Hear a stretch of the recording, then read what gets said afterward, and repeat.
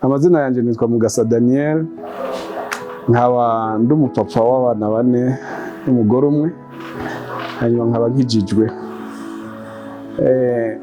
Mu kiganiro cy'uno munsi abambajije ko nova kubyerekeranye n'urwaruka, cyane cyane kugira ndabahe impanuro canke ndababwira uko ibintu bimeze mu buzima, kubera dufashe uburyo twekera twiga batubwira ko tuzoca turonka akazi.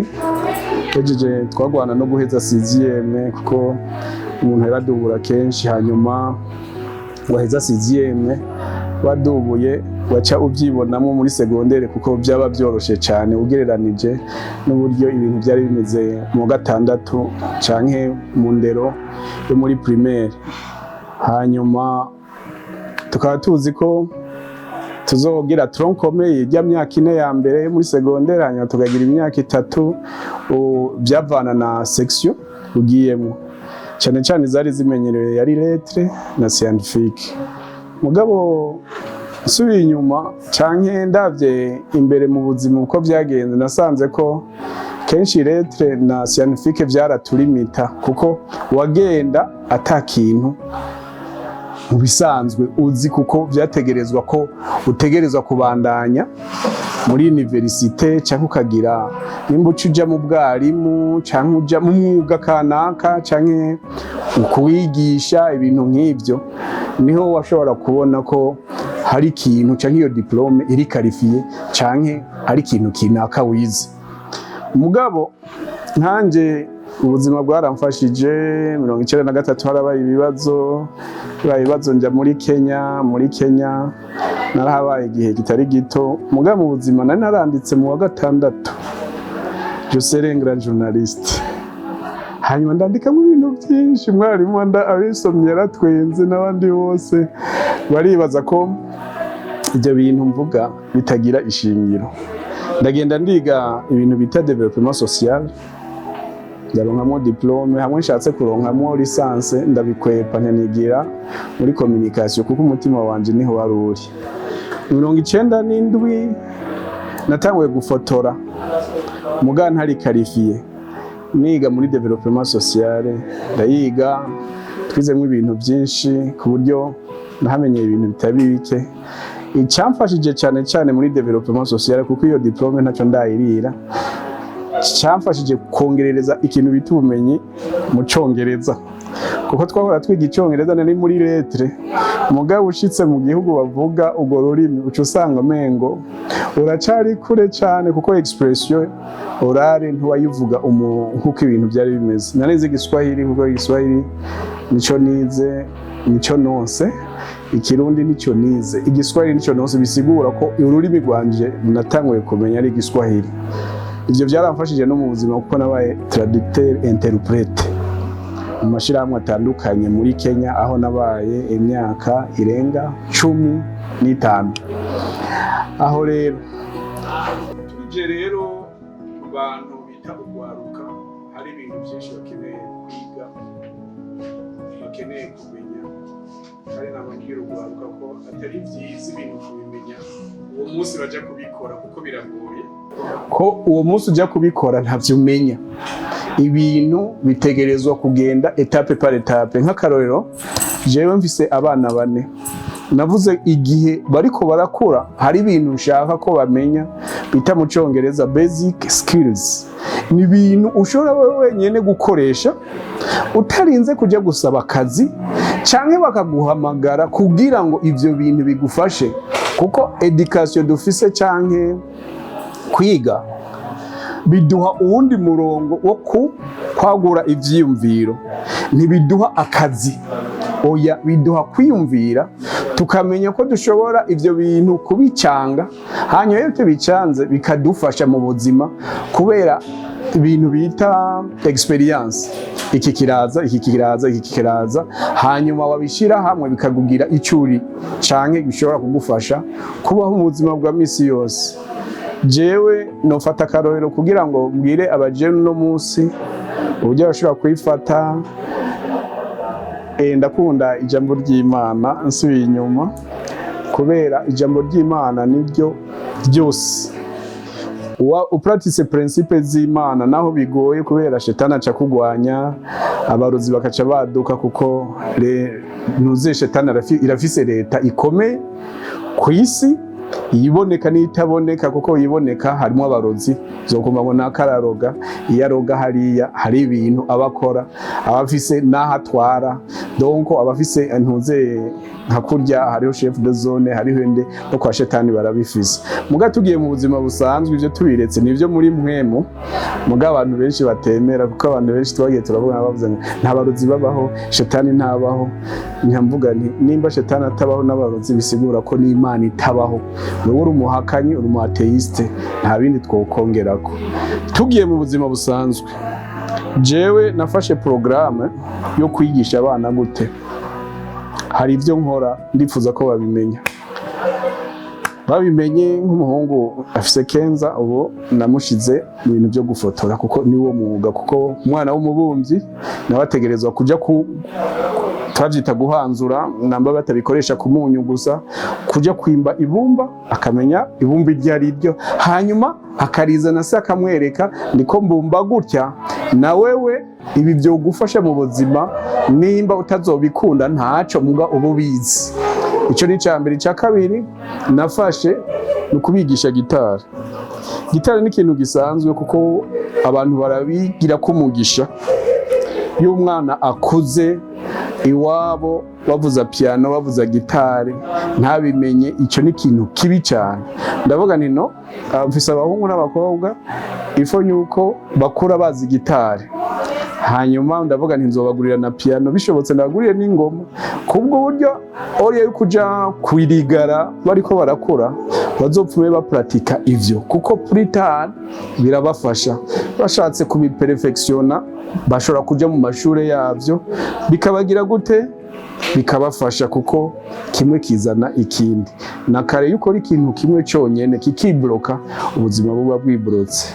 Ndavuga nti hariho imodoka, umwana ni vyiza kakura azi imodokari, kuko amashure kuyiga ni kimwe, no gukora ivyo wigiye ni kindi.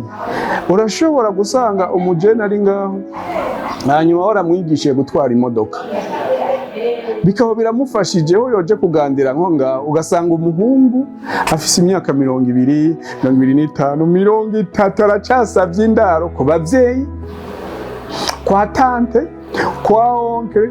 Hari abantu je nahora twagiye turabona burya nterego urasara, urashobora kuba ufise imyaka 25, 30 ukiri kwa so wanyu canke kwa nyoko, hanyuma bizogenda gute mu buzima bwawe?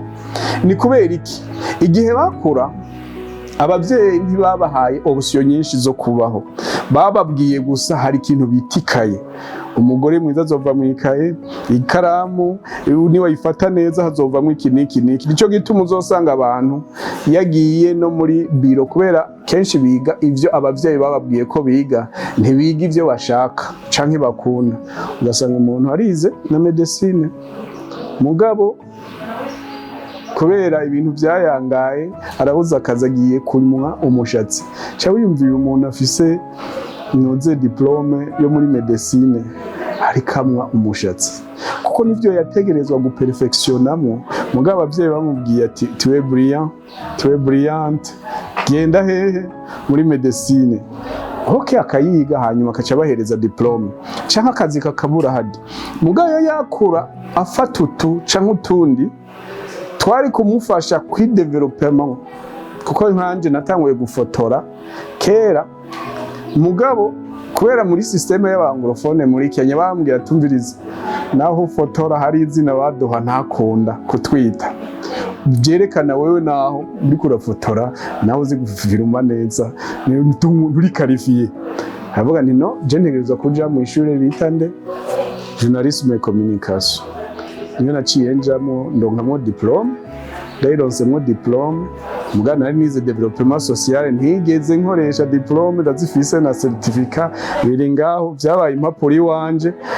Mugabo hari ibintu navuze nti byaramfashije, nico gituma ndi uno munsi ndi.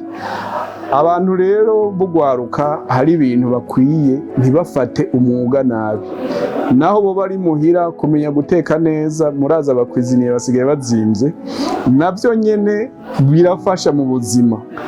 Kumenya gukora akantu kanaka n'ikindi navuze nk'abahungu iwanje, navuze ko bose bategerezwa kuja mu buyenzi canke mu bwiza, ahantu hari abafundi bakora iki imodoka, kuko umwana wanje ntazotwara imodokari adashobora gukuramwo ipine, adashobora kumenya ko amazi yaheze mu modokari.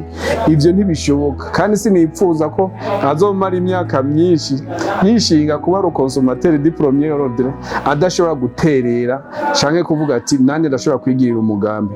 Ivyo ntibishoboka. Ivyo rero bitegerezwa gutangurira hasi, kandi kirazira kugaya akazi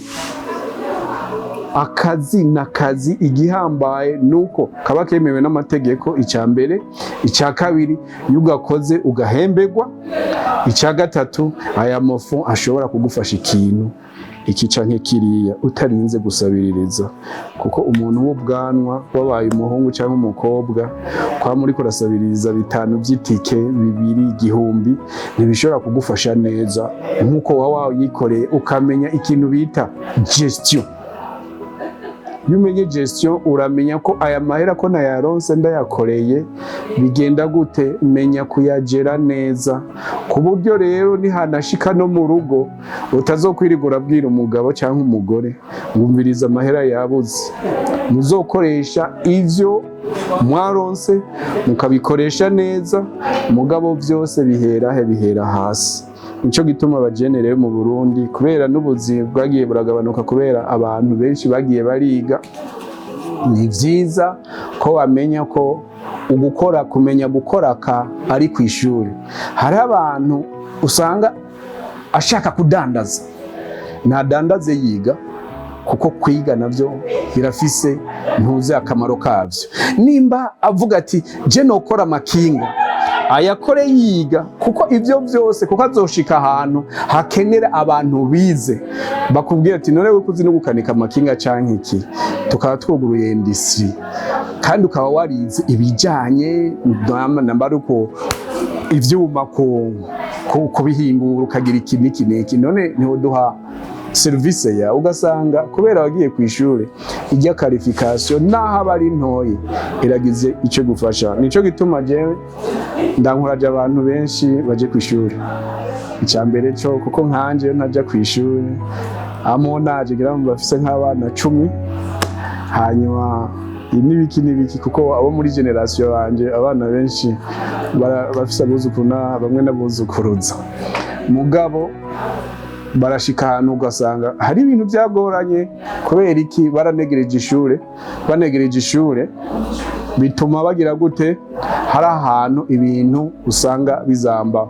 Muga ubuzima nuko bumeze, twese ntidushobora naho twoja ku ishure, kuko ndibuka ko ku ishure hari abantu biga kundusha, akiga akarara mu ikaye akagira gute, mugabo amanota ronse ukabura.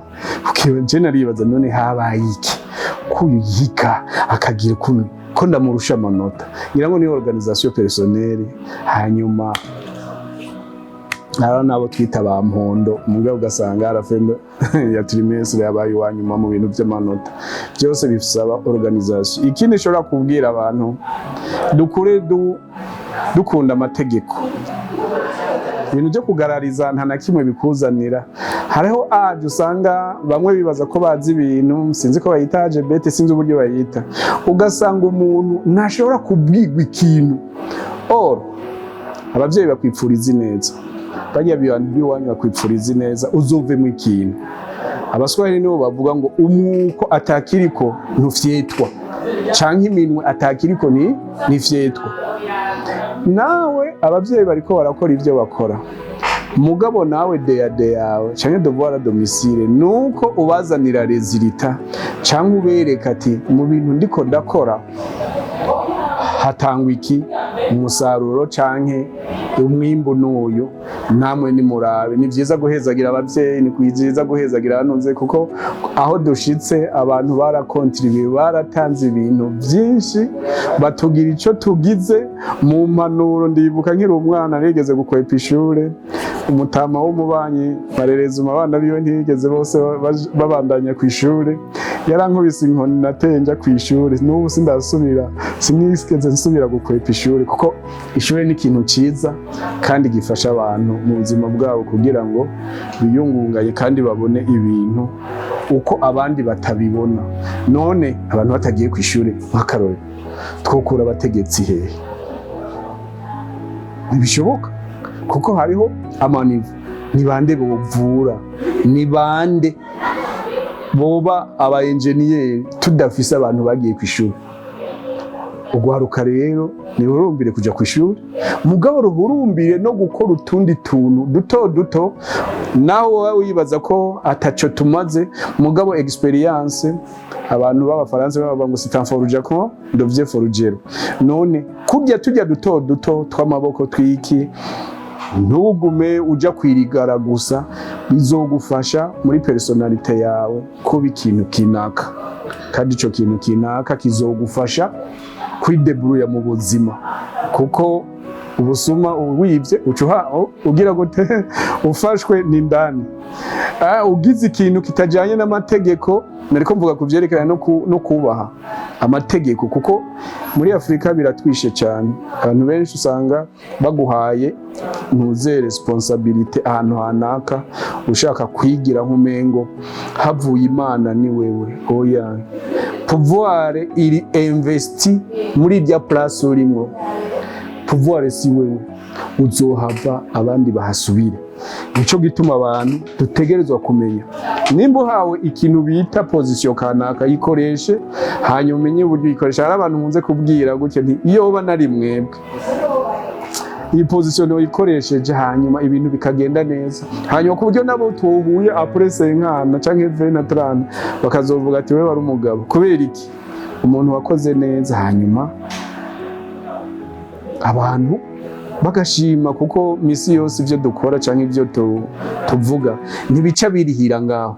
Oya, birashobora kuriha plus, kuko hari uburiro bwinshi tumaze kuronka buvuga abavyeyi ivyo bakoze, abana bakakira iki le benediction canke umusaruro w'igikorwa se yakoze canke nyina canke sekuru kikaja ku mwuzukuru. Urumva nyene ni nk'imigisha Imana ibitanze.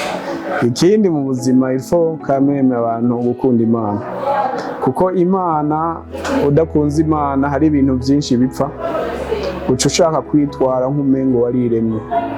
Namambwira abantu benshi ko Kristo Yesu yatanze igiciro gikomeye cyane, kandi ico giciro yatanze kuja ku musaraba akamenagurwa n'umuntu yaremye, ntibizokwijana, birafise ingaruka. Nico gituma hari ijuru ku bazaba bakoze neza bakwirikiye Imana, hariho n'ikintu bita umuriro ku bantu bazaba bakoze uko bishakiye, kuko misi yose hari ibintu bita mu Congereza do's and don't. Wayome yose canke igihugu cose gifise amategeko. Amategeko ava mu kintu bita constitution. Iyo constitution rero aba ari nyina w'amategeko muri ico gihugu, kandi ico gihugu gitegerezwa gukora uko. N'ijuru rirafise procedure nimba ushaka kurijamo. N'ubuzima busanzwe, kuko n'ubuzima busanzwe nuko ko societe irafise uburyo yiniformiza abantu. Nko mu Kirundi turafise uburyo tuvuga, ugiye mu Rwanda suko bakivuga, kandi muvuga ururimi presque rumwe. Ugiye muri Kongo barafise ukuntu bakivuga, muri Tanzania Igara nibuha nabaha muga bavuga ikintu gisa n'ikirundi, barafise uburyo, kuko ni societe barafise uburyo bwabo. No mu ijuru nuko hari abantu benshi bibaza ko bazoja mu ijuru kubera baja mu misa kuwa Mungu, hanyuma iyindi misi bagakora ivyo bishakiye. Ntibishoboka.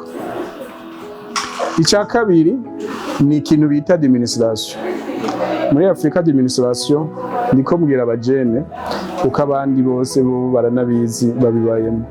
icya kabiri tunaniwe, urumva icya mbere kwari ukubaha amategeko, icya kabiri kitunanira ni administration.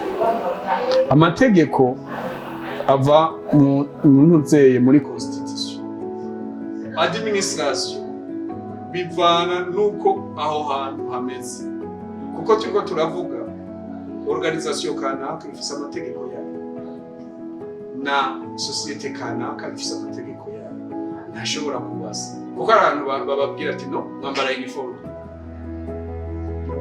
ugaca usanga umuntu yambaye uniform jenda manibaza hari ahantu hamwe hamukorana wowe ukora ahantu bameze gutyo, eske agaciro kawe n'aka personalite yawe ukibaza. Ingorane n'imwe abikora Imana ikihorera, abantu bengo bakakwapuresiya mu kuko Imana ibibona nuko abantu babibona biratandukanye, kuko Imana niwe muremyi w'ijuru n'isi kandi arafise uko abayikorera bategerezwa kubaho. Ikintu rero muri administration tuvuga nuko abantu bishitse ngaho bakaguha ubutegetsi, ni byiza kubukoresha neza, bica bijyana umengo no kubaha amategeko, kuko ubasha amategeko utinya n'Imana, kuko Imana niyo yatanze amategeko 10 muri amategeko 610 nangahe, hanyuma akaza 10, ayo 10 benshi na constitution zose presque zose ku isi nuko ubu nyine bamaze kuzishiramo, bashiramo umunyu, bashiramo isukari, bica biraba uruvange, kuko hari ibintu vyemewe kuri Bibiliya Imana yaho bashizemo kumengo ivyo bikunda, ukaca usanga umuntu ariko arakurikira intumbero amategeko iyo societe ategerezwa gukora, kandi ivyo birica. None wewe dufate nk'akarori, uzoja gutwara imodokari wawe, bama bavuga ngo inzoga ni nziza, mu Burundi barazihayagiza, ko tutarabona umuntu atwara indege ari muremure. Ubanza nazikumvise ko baca bakubwira bati uno munsi nta ndege kubera iki, warazi ikintu congera gute cyo kwipasa. Amategeko ni ikintu ciza cyane kuko ni nka garde fou, hari ibintu bari gukora utegerezwa kudakora kubera ko amategeko y'Imana avyiga. Nico gituma twokura dukunda amategeko, hanyuma dukunze amategeko, dushitse muri administration uburongozi tukarongora uko amategeko abisaba, apana ibya position tukayikoresha kubunyura abandi. Jewe narakoranye n'amaorganisation atandukanye muri Kenya, naratangaye cyane kubyo abirabura bitwara iyo dushitse ku kintu position cyane ikintu bita dongo guhagararira abandi, kuko harya wakoze ikibazo raba habu iyo kete ngimbwa no kuri moja cyane bigenda kugenda bikore neza kugira ngo usige izina, hanyuma n'umwuzukuruza niyahaca bazovuga ati kanaka yadukoreye neza, usanga habona akazi. Mugabo bagenda bivye bononye amasebe y'abandi, bavuze cyangwa bakoze biriya, ugasanga biteye isoni n'agahinda. Mu birabure iyo ngeso turakwiye